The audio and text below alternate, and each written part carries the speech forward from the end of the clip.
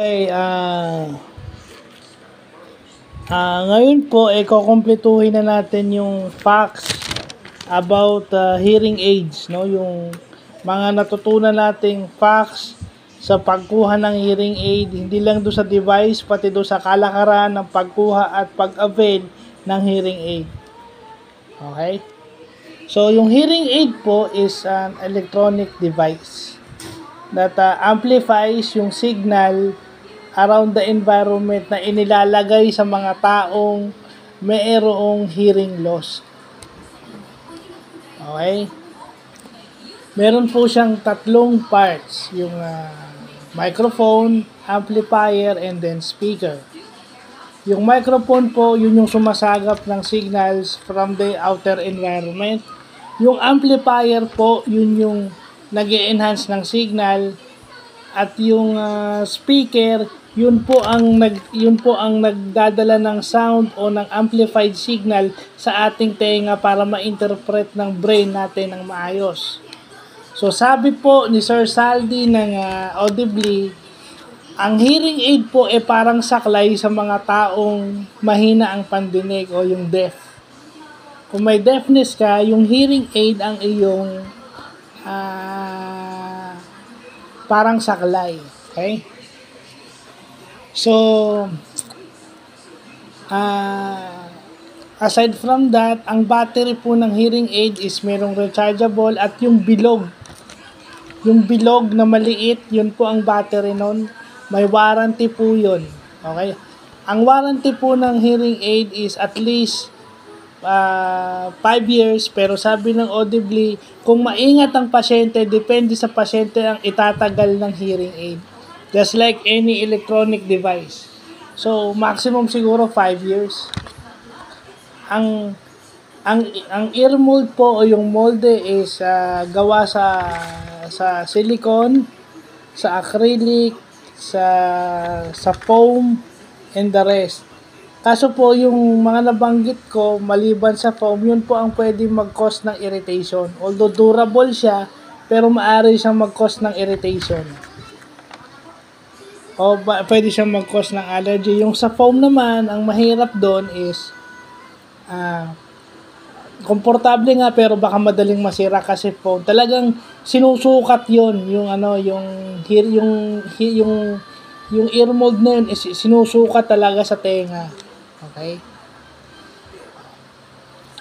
Ang madugong proseso po, ang hearing aid ay napakamahal. Mahal po ang hearing aid. Mahal po siya. Ang presyo po ng hearing aid is ayun natin baka nandito. Ayun, ang hearing aid is ranging from 10,000 to 100,000 pesos. Nakalagay po doon, okay? 10K to 1K ang presyo nun, nung hearing aid na yon. Yun po ay classified into 3. Yung behind the ear. Yung behind the ear is yung sinusukat, yung kinakabit sa likod ng tenga. Yung ear mold ay kinakabit siya sa likod ng tenga, sa likuran ng tenga, and then yung mold nakapasok sa ear. Sa mismong tenga nyo, para ganun yung ginagawa. Ito po ay ginagamit sa mga lahat ng ages. Basta meron kang hearing aid, yung behind the ear. And then yung in the ear naman, yung talagang nakasukat sa iyong outer ear, yun ginagamit naman sa mild to severe or profound hearing loss. So, i-discuss natin mamaya yung degree of hearing loss, no? And then, yung completely in the canal, yung maliit.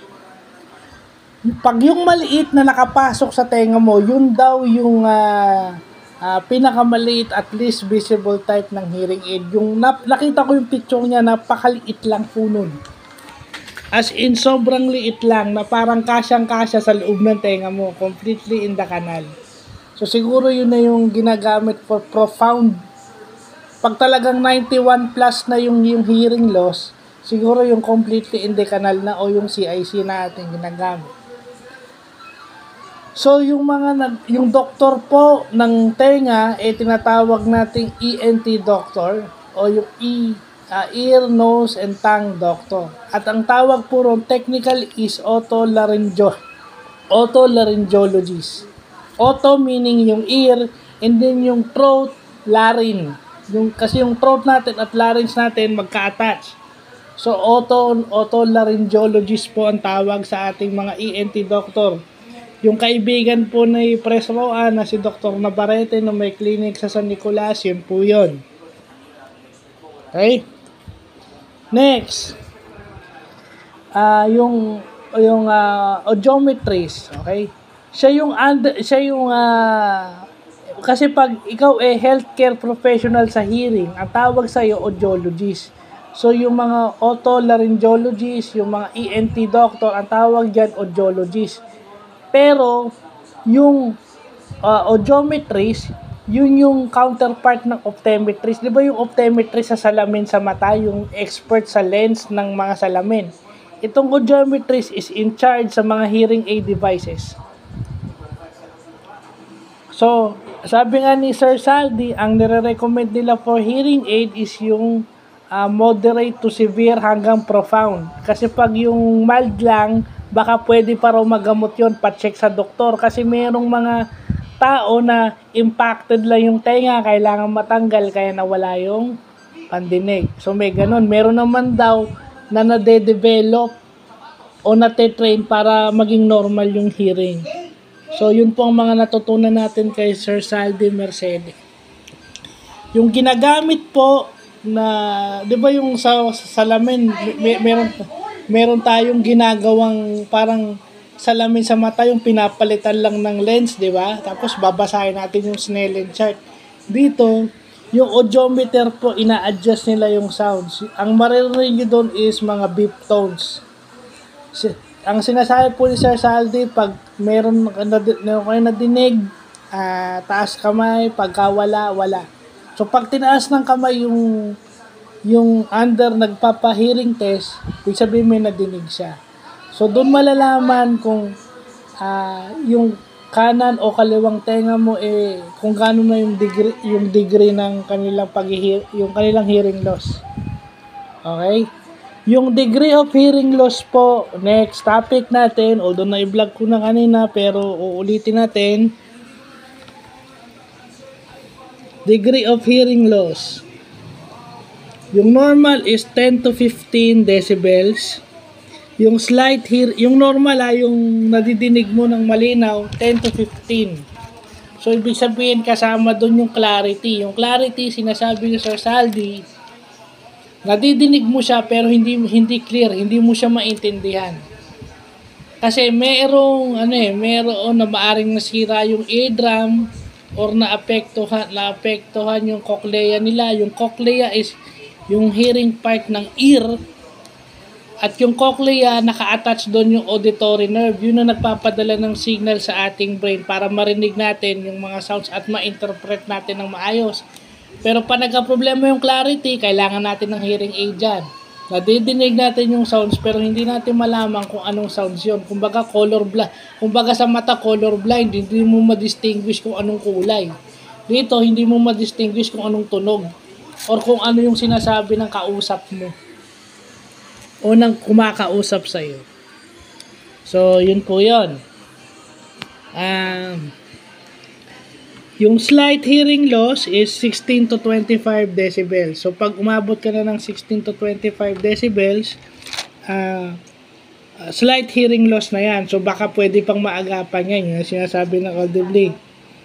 Yung 26 to 40, mild hearing loss yan. Baka pwede pa yan. Pero kasi ang nire-recommend ng audibly for hearing aid, yung dapat qualified ka na for hearing aid is yung moderate to severe. So sa mga PWD officers, ito tayo. Dapat nating malaman to na kapag nakakita tayo ng ganito sa hearing aid test o yung tinatawag nilang audiogram, hearing aid test, pero hearing aid test ang tawag. Pero technically, pag masyado tayong technical, ang tawag doon audiogram. Yung moderate to profound, yung recommended for PWD-ID. Type of disability, hearing disability. So, yun na yun. Yung moderate kasi, 41 to 55. Yung moderate severe, 56 to 70 decibel, severe 71 to 90, and yung profound ang pinakagrabe. Yung 91 pataas. So, yun yung ginagawa natin, ano. So, itong degree of hearing loss, ito po yung calibrated sa loob ng hearing aid. Nakakalibrate na po yan sa loob ng hearing aid. Sinusukat po yung yung ear mold o yung molde ng sa ating tenga. Plus, ito pong result ng hearing aid test, yun po ang nakakalibrate sa hearing aid. So, yun na po yun. So, ang hearing aid test po, ang maririnig lang nung naka-earphone is yung mga beeps, kung maririnig niya ng maayos o hindi. Or kung mahina o kung clear. Importante doon kasi minsan may nadidinig siya pero hindi clear. So, yun yung importanteng tunan natin. Types of okay. Dahil alam nating mahal ang hearing aid, ang Audibly at iba pang hearing aid centers, tumatanggap po sila ng guaranteed letter. So, ano po itong guaranteed letter? Yung guaranteed letter po, letter ng isang government agency, kagaya ng Department of Social Welfare and Development o DSWD under Secretary Rex Gatchalian, or kung dito naman sa counterpart natin dito sa city, CSWD headed by Ma'am Ugalde dito sa atin sa Bacoor. Sila po tumatanggap, yung Audibly tumatanggap ng guaranteed letter. Ibig sabihin, gobyerno po ang magbabayad ng ating hearing aid. Gobyerno po yan. Wala na po tayong babayaran dyan. Ang poproblemahin lang natin is yung requirement. Siguro naman meron kayong pampadoktor. Kasi compare mo yung presyo ng hearing aid kaysa doon sa consultation sa doktor, mas mura po yung consultation sa doktor. Kung minsan libre pa nga, may mga doktor na under pro bono o hindi tumatanggap ng bayad pag alam nilang indigent, yung PWD, di ba? Or yung senior citizen, lagay na natin sa ganyan. So, matanggap po sila ng GL at ang katunayan po niyan, aside from sa quotation, nagbibigay po sila ng quotation, sila po ay gumagawa ng letter of acceptance na tinatanggap po nila yung guaranteed letter ng DSWD.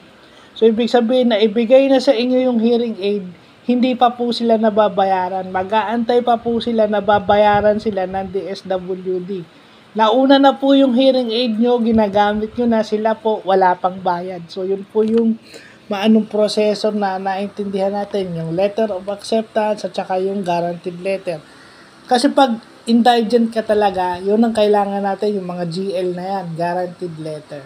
Na yung gobyerno, DSWD or yung local government ang magbabayad ng inyong medical expenses or kung ano man yung pangangailangan nyo. Yung letter of acceptance naman, yun yung letter na umayag yung hearing aid center o yung kumpanya or yung medical center na tinatanggap nila yung GL nyo. Aantayin nila yung bayad nyo, yung guaranteed, tumatanggap sila ng GL, aantayin nila yung bayad nyo. Kung minsan, nandun na yung hearing aid, yung bayad, wala pa. So, yun po yung mga concept na nalaman natin about hearing aid. At as I promise, ilalagay ko po ito sa PESEL analysis ng Alliance together with yung iba pang nakuha natin sa ibang facts, ilalagay natin sa PESEL yan. Ito pong hearing aid concepts na ito, ilalagay natin sa technological part. Okay? Kasi since namimigay tayo, yung Alliance katuwang ng PWD Bacoor sa pamimigay ng hearing aid. So, dapat ako as PWD officer ng Molino 2 as Vice President ng Molino 2, PWD Molino 2, and as auditor ng Alliance, dapat alam ko to. Hindi katwirang hindi ko to alam kasi ako nga auditor. Kumbaga ako yung nagche-check. I should check